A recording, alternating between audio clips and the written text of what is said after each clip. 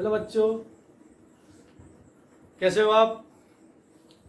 बच्चों, हम class 10th में साइंस में पहला चैप्टर हमारा चल रहा है। पहले चैप्टर में हमने टाइप्स ऑफ रिएक्शंस तक पढ़ लिया था। टाइप ऑफ रिएक्शंस में हमारा combination reaction, decomposition reaction, displacement reaction, double displacement reaction तक हो गया था। आज हम पढ़ेंगे टाइप्स ऑफ रिएक्शन का ही एक और पार्ट और आखिरी पार्ट, वो है ऑक्सीडेशन एंड रिडक्शन।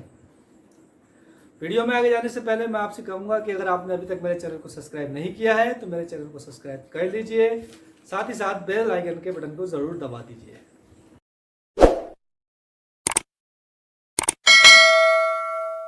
चलिए अब ऑक्सीडेशन और रिडक्शन दोनों की डेफिनेशन देख लेते हैं। क्या है ऑक्सीडेशन की definition? Addition of oxygen to a substance. किसी भी सब्सटेंस में अगर ऑक्सीजन जुड़ रही है तो हम कहेंगे कि वहां पर क्या हो रहा है, ऑक्सीडेशन हो रहा है। जैसे फॉर एग्जांपल आपको पता होगा एक रिएक्शन हमने शुरू में, जब ये चैप्टर स्टार्ट हुआ था, हमने बिल्कुल शुरू में एक एक्टिविटी करी थी, Mg प्लस ऑक्सीजन। ये क्या बन के आया था आपका 2Mg प्लस O2 2MgO। आप देख रहे हैं यहाँ पर क्या हो रहा है कि Mg के साथ क्या जुड़ रही है, ऑक्सीजन जुड़ रही है। इसका मतलब यहाँ पर मैग्नीशियम का क्या हो रहा है, ऑक्सीडेशन हो रहा है, यानी कि मैग्नीशियम क्या हो रहा है, ऑक्सीडाइज हो रहा है। और इसको हम कहेंगे कि मैग्नीशियम का क्या हो गया, ऑक्सीडेशन हो गया। अब दूसरा पॉइंट है द रिमूवल ऑफ हाइड्रोजन। अगर किसी सब्सटेंस में से हाइड्रोजन रिमूव हो जाए तो वहां भी क्या होगा, ऑक्सीडेशन होगा। जैसे हमने यहाँ देखा कि H2S की रिएक्शन जब हम क्लोरीन से करा रहे हैं तो ये H2 जो है ये क्या हो रहा है, यहाँ से रिमूव हो जा रहा है, और H जो है वो अलग हो जा रहा है, और H2 वो भी अलग हो जाता है यहाँ से। इसका मतलब क्या है, H2S में से हाइड्रोजन रिमूव हो रही है, और अगर हाइड्रोजन रिमूव हो रही है तो यहाँ पर क्या हो रहा है, इसका भी ऑक्सीडेशन हो रहा है। चलिए अब हम देखते हैं रिडक्शन। रिडक्शन क्या है, एडिशन ऑफ हाइड्रोजन। अगर हाइड्रोजन जुड़ जाए, अगर कहीं किसी सब्सटेंस में हाइड्रोजन जुड़ रही है, addition of hydrogen to a substance, किसी सब्सटेंस में हाइड्रोजन जुड़ रही है तो वहां क्या होगा, रिडक्शन होगा। इसी वाले एग्जाम्पल को हमने दोबारा से ले लिया यहाँ पर। देखिए आप, यहाँ तो क्या हो रहा था कि यहाँ से हाइड्रोजन अलग हो रही थी और सल्फर अलग हो रही थी, तो यहाँ पर हाइड्रोजन रिमूव हो रही थी, तो यहाँ पर क्या हो गया था, इसका ऑक्सीडेशन हो गया था। लेकिन यहाँ हम देख रहे हैं कि ये जो हाइड्रोजन जो अलग हो रही है वो क्लोरीन से जाकर के मिल रही है, तो इसका मतलब हाइड्रोजन क्लोरीन से ऐड हो रही है, और जहां हाइड्रोजन ऐड हो रही है वहां क्या हो रहा है, रिडक्शन, यानी कि इसका क्लोरीन के साथ क्या हो रहा है, रिडक्शन हो रहा है। ठीक है। अच्छा, अब रिमूवल ऑफ ऑक्सीजन। अगर ऑक्सीजन रिमूव हो रही है तब भी क्या होगा, आपका रिडक्शन होगा। जैसे आपका ऑक्साइड, कॉपर ऑक्साइड की रिएक्शन हम करा रहे हैं हाइड्रोजन से, तो कॉपर अलग हो जा रहे हैं, और इसमें से, इस कॉपर ऑक्साइड में से ऑक्सीजन अलग हो गई।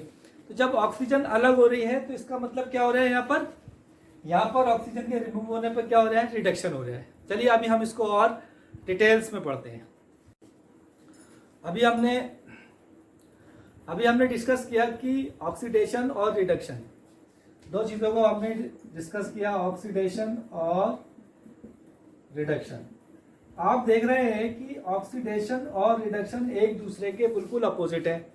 जैसे ऑक्सीडेशन में addition of hydrogen, addition of oxygen, oxygen add हो रही है, और यहाँ क्या हो रहा है, रिमूवल ऑफ ऑक्सीजन, यहाँ ऑक्सीजन रिमूव हो रही है।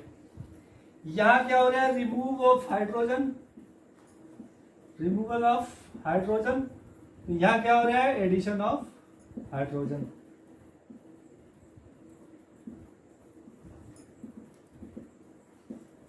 तो आपने देखा कि जो ऑक्सीडेशन है वो रिडक्शन का बिल्कुल अपोजिट है। तो जो चीजें ऑक्सीडेशन में हो रही है उसके उलट रिडक्शन में क्या हो रहा है, उसका उलट हो रहा है, यानी कि बिल्कुल अपोजिट हो रहा है। तो आपने देखा द प्रोसेस ऑफ रिडक्शन, जो रिडक्शन की प्रोसेस है, just opposite of oxidation, oxidation के जस्ट अपोजिट है, यानी कि बिल्कुल ऑक्सीडेशन की जस्ट अपोजिट है, यानी कि ऑक्सीडेशन के उलट है।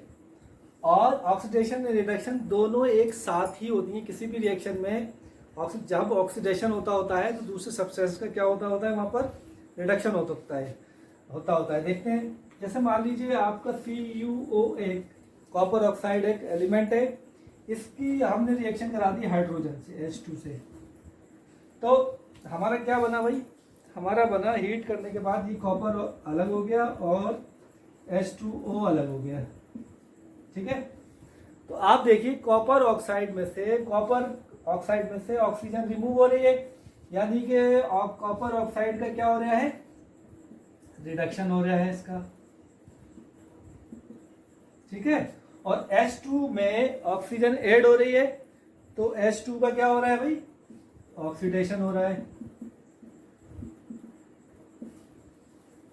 तो हमने देखा कि अगर एक सब्सटेंस का रिडक्शन हो रहा है तो दूसरे का क्या हो रहा है, ऑक्सीडेशन हो रहा है, ठीक है। और जिसकी वजह से मान लीजिए ऑक्सीडेशन किसकी वजह से हो रहा है, कॉपर ऑक्साइड की वजह से, तो ये क्या हो गया इसका ऑक्सीडाइजिंग एजेंट। और जिसकी वजह से रिडक्शन हो रहा है वो क्या हो गया, रिड्यूसिंग एजेंट। तो आपने देखा कि जो CuO है वो क्या है, ऑक्सीडाइजिंग एजेंट, क्योंकि इसी की वजह से क्या हो रहा है, रिडक्शन हो रहा है, वो सॉरी इसी की वजह से क्या हो रहा है, H2 का ऑक्सीडेशन हो रहा है। और जो H2 है वो रिड्यूसिंग एजेंट है, क्योंकि इसकी वजह से इसका क्या हो रहा है, ये रिड्यूस हो रहा है, H2 की वजह से CuO रिड्यूस हो रहा है, इसलिए ये क्या हो गया इसका रिड्यूसिंग एजेंट। यानी कि जिसका रिडक्शन हो रहा है उसके बराबर वाला एलिमेंट, बराबर वाला सब्सटेंस रिड्यूसिंग एजेंट है, जिसका ऑक्सीडेशन हो रहा है उसके बराबर वाला सब्सटेंस क्या है, ऑक्सीडाइजिंग एजेंट है। इस हम समझते हैं, ये आपका एक सब्सटेंस है कॉपर ऑक्साइड, इसकी रिएक्शन हमने कराई हाइड्रोजन से, हमारा बना कॉपर और वाटर यानी कि H2O। हम ये देख रहे हैं कि कॉपर के साथ क्या जुड़ा हुआ है, ऑक्सीजन। तो यहाँ पर कॉपर के साथ ऑक्सीजन है, लेकिन जब रिएक्शन की दूसरी साइड में हम देख रहे हैं तो वहाँ से ऑक्सीजन यहाँ से रिमूव हो रहा है, यहाँ से ऑक्सीजन हट रहा है, रिमूव हो रहा है।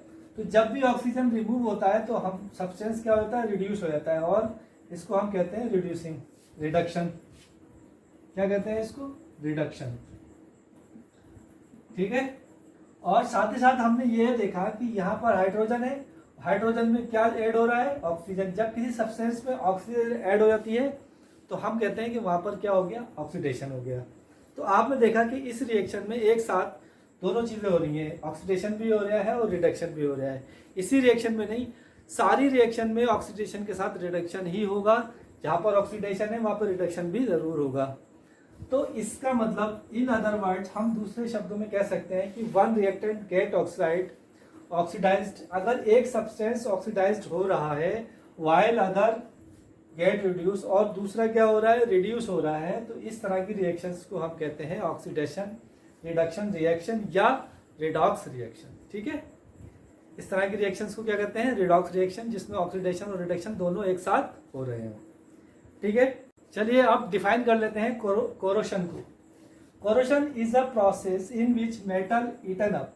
कोरोशन एक ऐसी प्रोसेस है जिसमें कोई भी मेटल ईटन अप ग्रेजुअली, यानी कि वो गलना शुरू हो जाता है, खत्म होना शुरू हो जाता है या खा लिया जाता है by the action of air, हवा के, पानी के और किसी केमिकल यानी कि एसिड के रिएक्शन की वजह से वो मेटल जो है वो धीरे धीरे गलता रहता है या फिर खत्म होता रहता है, ठीक है, ऑन देयर सरफेस। यानी कि जो मॉइस्चर और हवा और जो एसिड है, इस अगर ये इसके ऊपरी सरफेस से लगातार टच में रहे, कांटेक्ट में रहे, तो ये जो मेटल है वो धीरे धीरे खत्म होने लगता है, ठीक है, या फिर ईटन अप होने लगता है। तो इसको हम कहते हैं कोरोशन।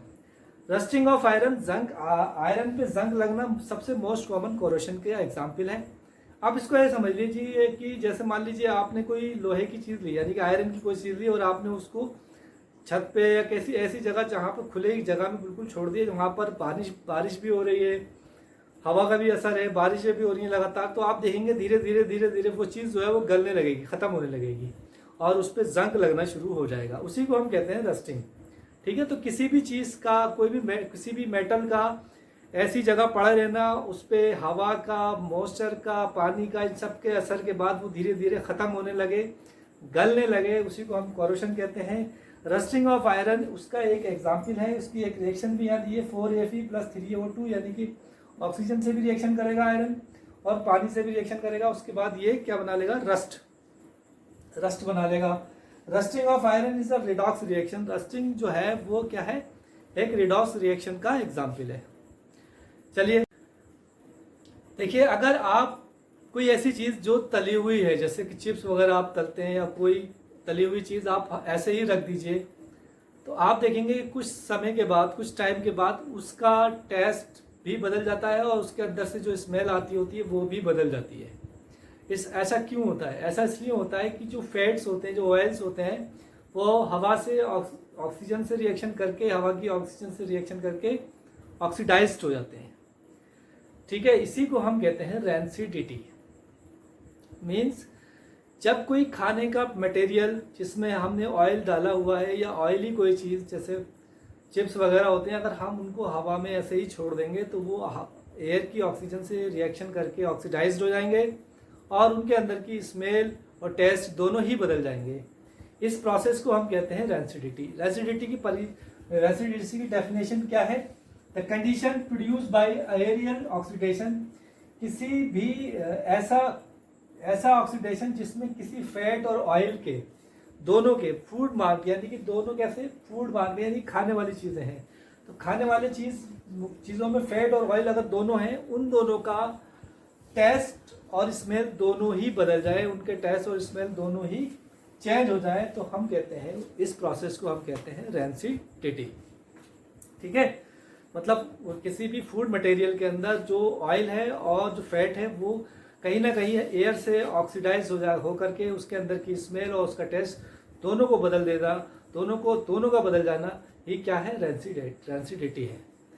अब खाने पीने की चीज़ों को हम रैंसिडिटी से कैसे बचा सकते हैं, इसके कुछ तरीके बताए गए हैं। नंबर 1, हम इसमें एंटीऑक्सीडेंट मिला दें। क्या मिला दें? इसको हम एंटीऑक्सीडेंट मिलाकर रैंसिडिटी होने से बचा सकते हैं। ठीक है, एंटीऑक्सीडेंट मिलाकर के हम इसको फैट वाली चीज़ों को, ऑयली वाली चीज़ों को रैंसिडिटी होने से बचा सकते हैं। और अगर जैसे आपने देखा होगा चिप्स वगैरह आते हैं, उसमें बहुत सी बार बच्चे कहते हैं कि वो इतने से चिप्स निकलते हैं, उतनी ढेर सारी इसमें हवा भरी होती है। तो आप ये जो कंपनीज होती हैं, ये हवा इसलिए नहीं भरती है कि आपको पैकेट बड़ा लगे, बल्कि वो हवा जो है उसके अंदर की जो चिप्स वगैरह होते हैं उनको उनके वो रैंसिडिटी नहीं हो जाए, उनके अंदर वो ख़राब नहीं हो जाए, उनकी स्मेल नहीं बिगड़ जाए, इसलिए उसके अंदर नाइट्रोजन गैस भर देते हैं ताकि वो हवा से रिएक्शन नहीं कर पाए, क्योंकि नाइट्रोजन गैस हवा से रिएक्शन नहीं करने देती है उन्हें। जो उनके अंदर के चिप्स होते हैं वो फिर हवा से रिएक्शन नहीं कर पाते हैं, मतलब ऑक्सीजन से रिएक्शन नहीं कर पाते हैं। ठीक है, क्योंकि उनके अंदर नाइट्रोजन भरी जाती है। तो हम क्या कर सकते हैं कि नंबर 2 आपका आया, nitrogen gas filled in packets में हम नाइट्रोजन गैस को फिल कर दें। नंबर 3, उन्हीं चीज़ों को अगर हम रेफ्रिजरेटर में रख दें तो वो उनका रैंसिडिटी होने का जो रेट है वो बहुत कम हो जाता है। ठीक है, चौथा पॉइंट है हमारा, अगर हम इन चीज़ों को जैसे आपके चिप्स वगैरह है, इनको हम अगर एयर टाइट कंटेनर्स में रखेंगे तब भी ये सुरक्षित रहेंगे, सही रहेंगे। ठीक है, इनकी रैंसिडिटी होने के चांसेस कम रहेंगे। इसी के साथ ये आपका चैप्टर फिनिश हो गया, केमिकल रिएक्शंस एंड इक्वेशंस। इसकी एक्सरसाइज हम डिस्कस करेंगे और उसके बाद इस चैप्टर की फिनिशिंग करेंगे।